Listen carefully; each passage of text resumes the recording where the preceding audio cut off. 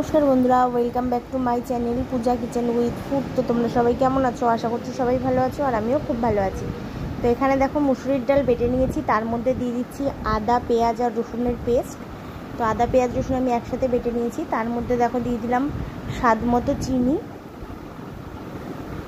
তো আজ আমি বানাবো ডালের বড়া করে ঝোল। তো আমি অন্যরকমভাবে বানাচ্ছি বড়াটা, তো তোমরা দেখো তাহলেই বুঝতে পারবে। তো দিয়ে দিলাম নুন আর হলুদ।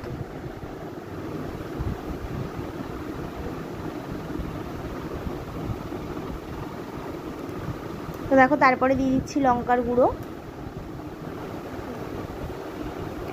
আর তারপরে এর মধ্যে ভেঙে দিচ্ছি একটা ডিম। আর এই ডিমটা দেওয়ার কারণে বড়াটা অনেক সফট হবে আর স্পঞ্জি মতো হবে।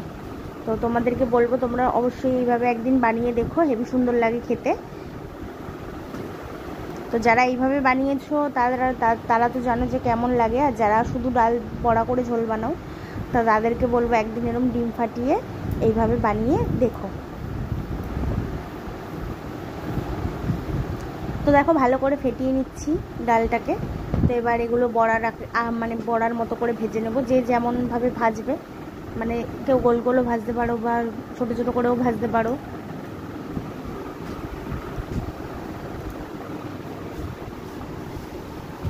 তো কড়াই বসিয়ে দিয়েছি, দেখো দিয়ে দিচ্ছি সাদা তেল।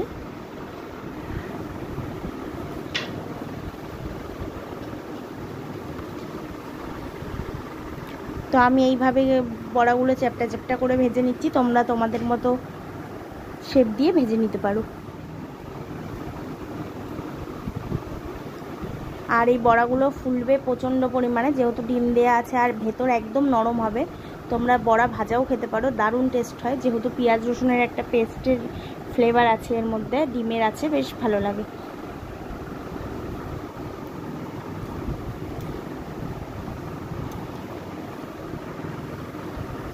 তো একঘেয়ে মাছ মাংস খেতে ভালো না লাগলে আমি বলবো অবশ্যই একবার ট্রাই করো, তো তোমাদেরও খুব ভালো লাগবে। তো দেখো এইভাবে করে বড়াগুলো উল্টে দিচ্ছি, আর একটাও কিন্তু ভেঙে যাবে না ঝোলে দিলে। আমি যেইভাবে করছি সেইভাবে যদি করো একটাও ভাঙবে না, ঝোলে দিলেও ভেঙে যাবে না। আর ঝোলে দেওয়ারও একটা টাইমিং আছে, তো সেই রকমভাবেই দিতে হবে। ঝোলে দিয়ে কিন্তু অনবরত যদি ফোটাতে থাকো তাহলে হয়তো বড়া একদম গলে গিয়ে ভেঙে যাবে। আর আমি যেইভাবে দেখাচ্ছি এরমভাবে করলে একটাও ভাঙবে না।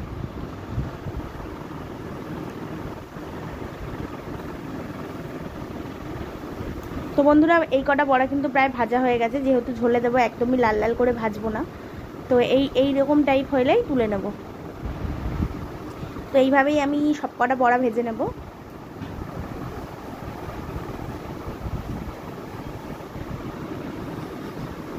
তো আরও কটা আমি কড়ার মধ্যে দিয়ে দিচ্ছি, দেখো।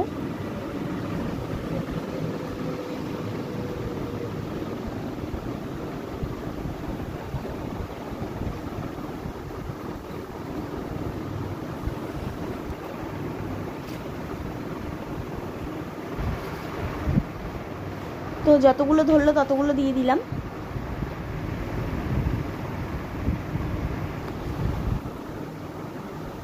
তো বন্ধুরা আমার সব কটা বড়া ভাজা হয়ে গেছে। তো এই কটাও দেখো কড়ার মধ্যে লাস্ট দিয়ে রেখেছি, এই কটা ভাজলেই হয়ে যাবে। আর এই কটা আমি আর ঝোলে দেওয়ার জন্য ভাজছি না, এগুলো আমি শুধু খাওয়ার জন্য ভাজছি। তো তার জন্য এগুলো একটু লাল লাল করে ভাজবো।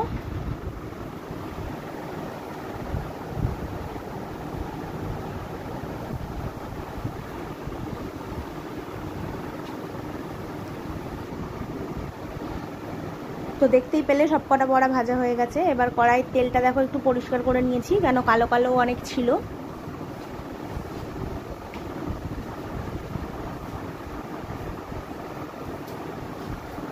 তো এবার দেখো দিয়ে দিচ্ছি আলুগুলো আমি কিন্তু বড় বড় করে কেটেছি, তোমরা তোমাদের শেপ দিয়ে কেটে নিতে পারো।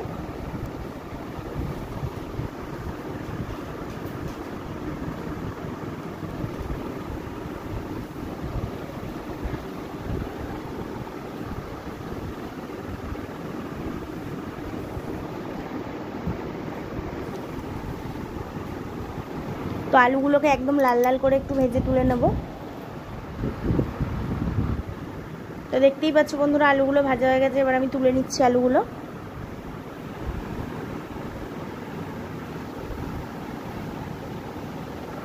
আর আলু কিন্তু আমি কোনো নুন হলুদ দিয়ে ভাজিনি, এমনিই ভেজেছি।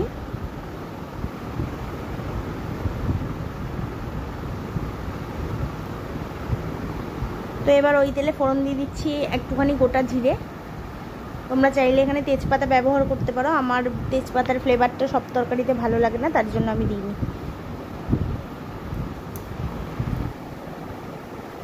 তো এইটা দেখো বাটির মধ্যে নিয়ে নিয়েছি হচ্ছে আদা রসুন বাটা, জিরের গুঁড়ো, লঙ্কার গুঁড়ো, ধনের গুঁড়ো, হলুদ গুঁড়ো সব একসাথে নিয়ে মিক্স করে আমি দিয়ে দিচ্ছি।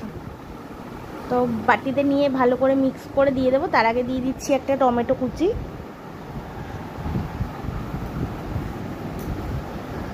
তো টমেটো কুচিটা দেওয়ার পরে দেখো মশলাটাও দিয়ে দিয়েছি, আর মশলাটা একটুখানি ভাজা ভাজা করে নেব যতক্ষণ না আদা রসুনের কাঁচা গন্ধটা চলে যায়।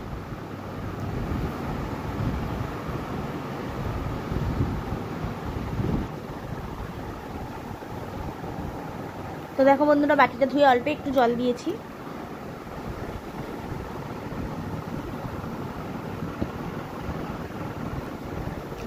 তো এবার দিয়ে দিচ্ছি নুন, আর নুনটা বুঝে দেবে, বড়ার মধ্যে নুন থাকবে, আর ঝোলে যদি বেশি নুন হয়ে যায় তাহলে কিন্তু বড়া একদমই খাওয়া যাবে না, একদম কিন্তু নুনে পোড়া হয়ে যাবে।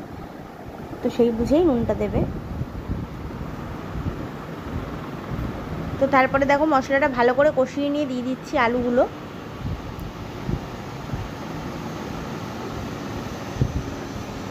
তো আলুগুলো দিয়ে একটু জল দিয়ে দেবো, এই জলটা যতক্ষণ না শুকাচ্ছে ততক্ষণ অবধি কষানোটা হবে। তো বন্ধুরা দেখো জলটা কতটা টেনে গেছে। তো এবার দিয়ে দিচ্ছি আমি এখানে মিট মশলা। তো মিট মশলাটা এই তরকারিতে দিলে তরকারির স্বাদটা খুব ভালো হয়, তো তোমরা অবশ্যই দেবে মিট মশলাটা। তো দিয়ে দেখো ভালো করে নেড়ে চেড়ে আবার মিশিয়ে নিচ্ছি, আর যতক্ষণ না তেল ছাড়ছে ততক্ষণ অবধি কষাবো।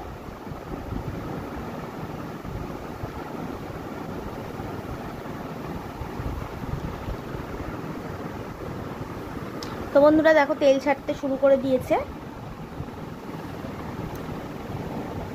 আর যেহেতু মশলাটা আগের থেকেই কিন্তু খুব ভালো করে ভাজা, তো এবার আমি এখানে জল দিয়ে দিচ্ছি। তো যতক্ষণ না আলুটা সেদ্ধ হচ্ছে ততক্ষণ ওয়েট করতে হবে, আলুটা সেদ্ধ হবে তারপর বড়া দিতে হবে। তো ঢাকনা দিয়ে ঢাকা দিয়ে দিলাম।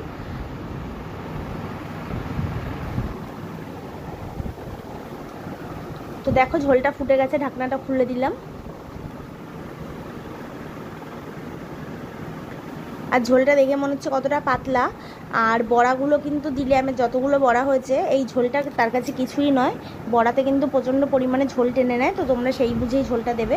তো আলুটা কিন্তু প্রায় সেদ্ধ হয়ে এসছে, আলুটা সেদ্ধ হয়ে যাওয়ার পরেই বড়াটা দেবে, তার আগে থেকে কিন্তু কেউ দিতে যাবে না, কেন বড়া দিয়ে বেশিক্ষণ ফোটানো যাবে না।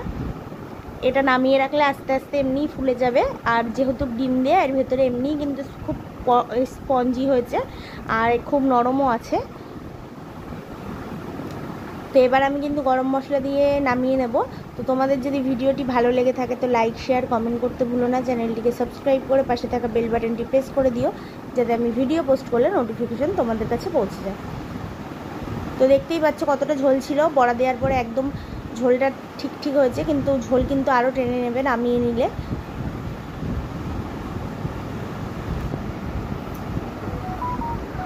তো তোমাদেরকে বলবো অবশ্যই রেসিপিটা ট্রাই করো, যারা ডালের বড়া শুধু বানাও, শুধু না বানিয়ে একটা ডিম এর মধ্যে ভেঙে দিয়ে বানিয়ে দেখো, এইভাবে খুবই ভালো লাগে। তো নামিয়ে দিলাম দেখো গরম মশলা দিয়ে।